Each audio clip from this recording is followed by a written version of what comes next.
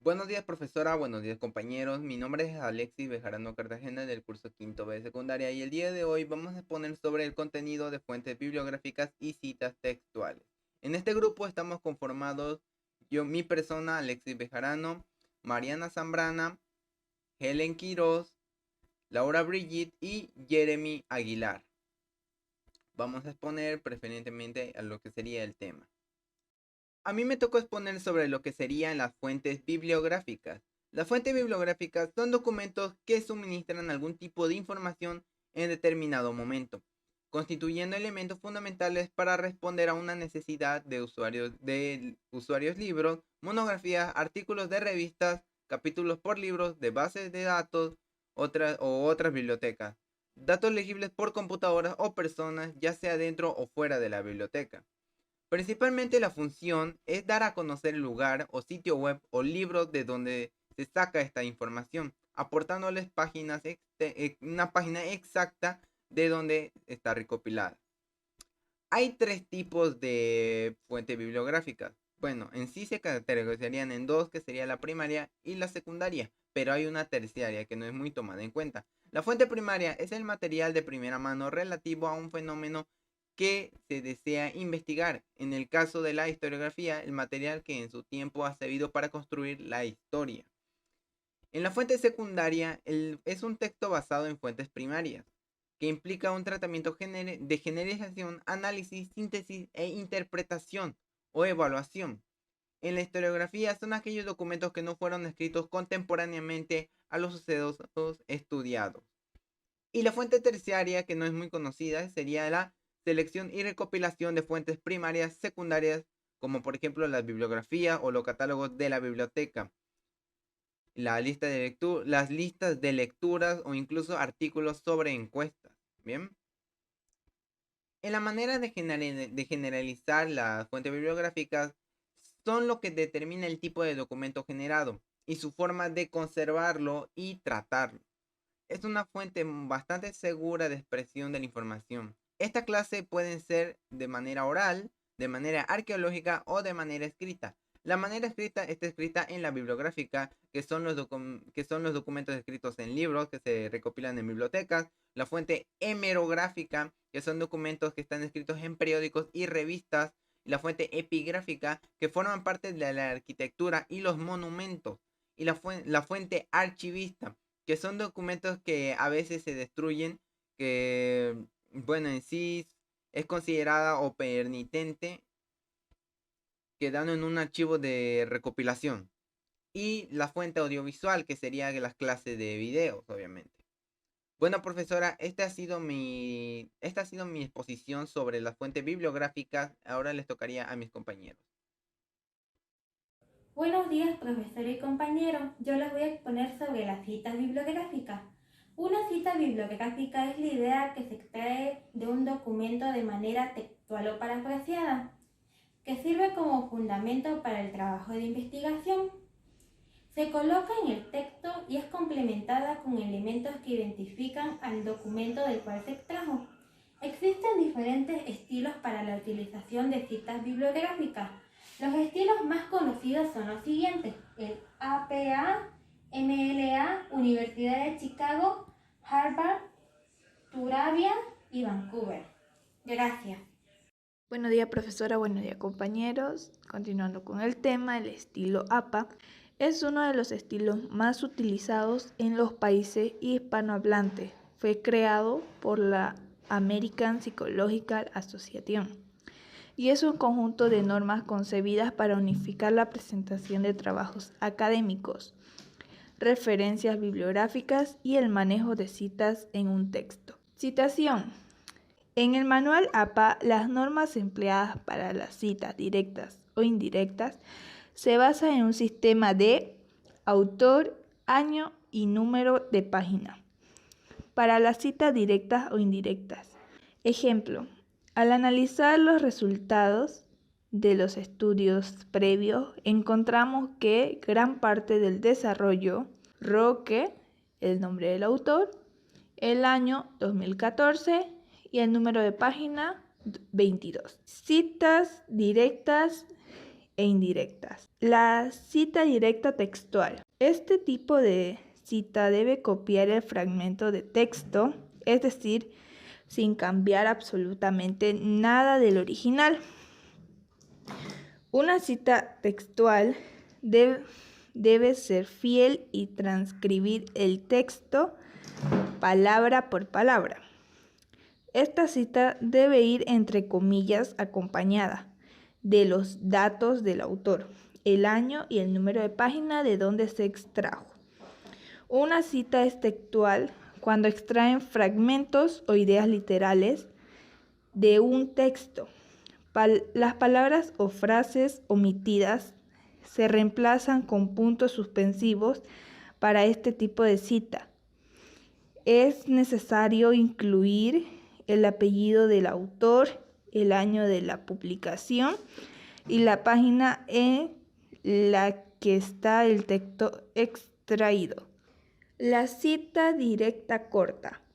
Si la cita en cuestión es breve, se le añade al párrafo redactado entre comillas, le antecede o le sucede el apellido del autor, el año de publicación, entre paréntesis. Y también se consigna el número de página entre paréntesis.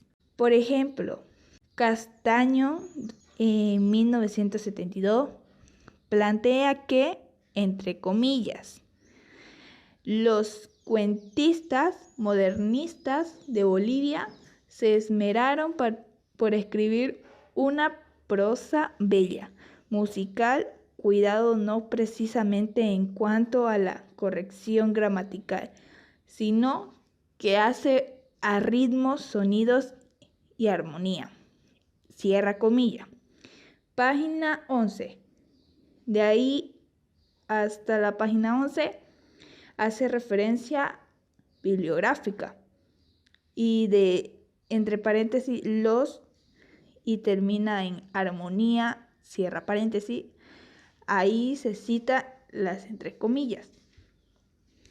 La cita directa extensa o en bloque. Si la cita excede las 40 palabras, se debe agregar un bloque nuevo de texto a continuación del párrafo que se esté escribiendo. Este bloque debe tener una sangría de media pulgada y estar a doble espacio. Al final de la cita y entre paréntesis se pone el apellido del autor seguido del año de publicación y el número de página. Por ejemplo, sin duda, el modernista, el rubendariano más decidido y visible de esa juventud fue Claudio Peñaranda, poeta y periodista, maestro y liberal que no solo cultivó poesía y prosa modernista, sino las divulgó con extraordinario fervor en la revista, el libro, el periódico y la cátedra, prácticamente hasta la hora misma en que se produjo su muerte repentina en el 18 de octubre de 1921. Esa es una cita. Y Castaño, 1972, página 11, hace referencia a la bibliografía. La cita no textual o indirecta es la reinterpretación de un texto ajeno expresada con palabras del nuevo autor. En este caso, el investigador lee las ideas de otro autor y luego las explica con sus propias palabras sin dejar de atribuirle la autoría a quien corresponde. Para citar al autor, colocamos entre paréntesis su apellido, seguido del año de publicación. Por ejemplo, el texto original, la iglesia estaba ya vacía. 2 hombres esperaban ya en la puerta a Pedro Páramo, quien se juntó con ellos y juntos siguieron el féretro que aguardaba descansando encima de los hombros de 4 caporales de la media luna. Y cita no textual o indirecta. El templo había sido desocupado. Un par de hombres aguardaba en la entrada a Pedro Páramo, que se unió a ellos para seguir al ataúd que ya sostenían. 4 capataces de la media luna. Es una paráfrasis. Eso. Rulfo 2004, referencia bibliográfica. Bibliografía. Es un listado con los datos de las fuentes citadas y utilizadas para la elaboración del nuevo texto, que generalmente se coloca al final del documento académico. Todos los autores citados en el cuerpo de un texto o trabajo deben coincidir con la lista de referencias del final. Nunca deben referenciarse un autor que no haya sido citado en el texto y viceversa. Libro de un autor. Todo libro tiene en sus primeras páginas los datos que nos interesan para elaborar la bibliografía. Siguiendo este formato: apellido seguido de una coma, inicial del nombre seguido de un punto, año de publicación entre paréntesis seguido de un punto, título en cursiva seguido de un punto, ciudad seguida de 2 puntos y editorial seguida de un punto, como se muestra en el ejemplo. Libro en versión electrónica. Bajo este formato consta de apellido seguido de una coma, inicial del nombre seguido de un punto, año de publicación entre paréntesis seguido de un punto y demás, como se muestra en el ejemplo. Bueno, profesora, también tendríamos el periódico impreso. Se consigna bajo esta forma por el apellido seguido de una coma, inicial del nombre seguida por un punto, la fecha de publicación entre paréntesis y seguida por un punto también, el título del artículo en cursiva y la página abreviada y en minúscula seguido de un punto. El número de página también obviamente seguido de un punto.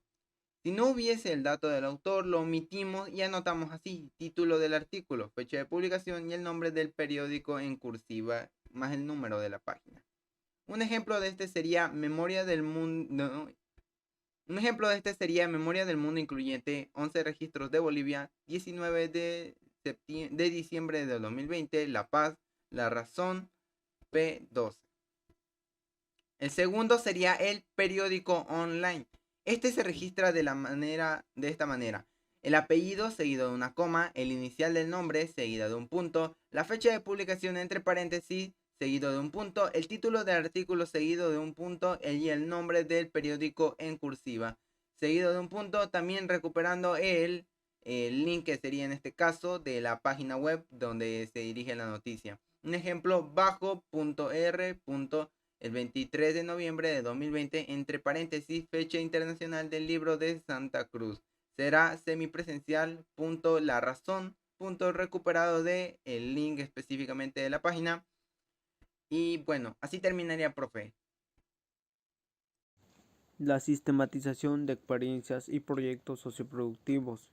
La sistematización de experiencias es una interpretación crítica de una o varias experiencias que a partir de su ordenamiento y reconstrucción descubre o implicita la lógica del proceso, los factores que han intervenido en él, cómo se han relacionado entre sí y por qué lo han hecho de ese modo. Proyectos socioproductivos es una estrategia metodológica que permite relacionar la escuela con la comunidad y la comunidad con la escuela. Esto ayuda a que el conocimiento trabajado esté de alguna manera relacionado con problemáticas de nuestra realidad, de tal manera que nuestro aprendizaje no solo sea sobre un conocimiento frío, sino que responda a nuestra realidad.